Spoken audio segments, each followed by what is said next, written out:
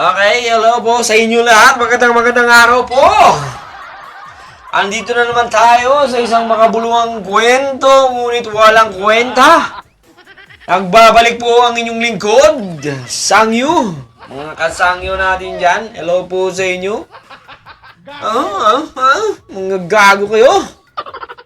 Pag-usapan po natin itong bagong PCO USEC, no? Spokesperson po ngayon ng Malacanang. Okay. Sa katauhan po ni Atty. Claire Castro. Alam natin, palaban tong babae na to, no? Parang debunker. Kung anong sinabi mo sa kanya, o anong sinabi mo sa boss niya, may salag agad yan. Tak! Talagang, may salag na, may tadyak pa. So, mag-ingat kayo mga DDS sa mga binibitawan yung mga salita ngayon, mga hayop kayo. Okay? Sabi niya, ano ba naman ang ating ini-expect sa dating Pangulong Rodrigo Duterte? Gumawa ng intriga, magplanta ng ebidensya. Okay? Tunay po yan, ha? Tunay. Kasi eto po, tingnan niyo po ito. Ayan.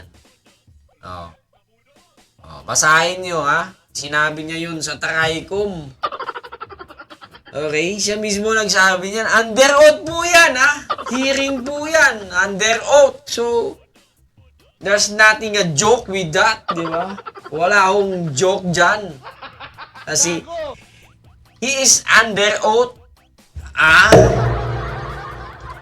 Hearing po yan ng Tricom. So, wala pong kasinungalingan dyan. Not unless, kung talagang sinungaling yung matanda na to, ayan! Yan yung sinabi niya yan. I think, yata yan, October 2024. Hindi ako nagkakamali. If I'm not my mistaken, kung hindi lang naman ako nagkakamali. Diba? So, etong babae na to, yung wangis bu ng kanyang mukha at pananalita, may laban ho ito. At wag po ninyong ini-small ang bagong BCO Undersecretary, ang spokesperson po ng Malacanang. Okay? Kaya, manahimik na kayo at kung matabil ang dila nyo, mas matabil po ang dila ng babaeng ito, ha? Kaya naman, mag-ingat-ingat po kayo. Yan ho, si Atty. Claire Castro, ang bagong spokesperson at USEC po ng BGO, Philippines Communication Office. Okay?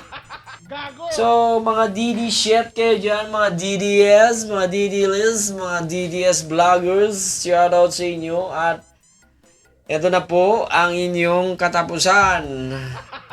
Hindi na po kayo makakapag-bully kung ano-anong bully ang ginagawa nyo. At advice ko lang din naman kasi sa buon nyo, hindi man ho nanonood yung buon nyo.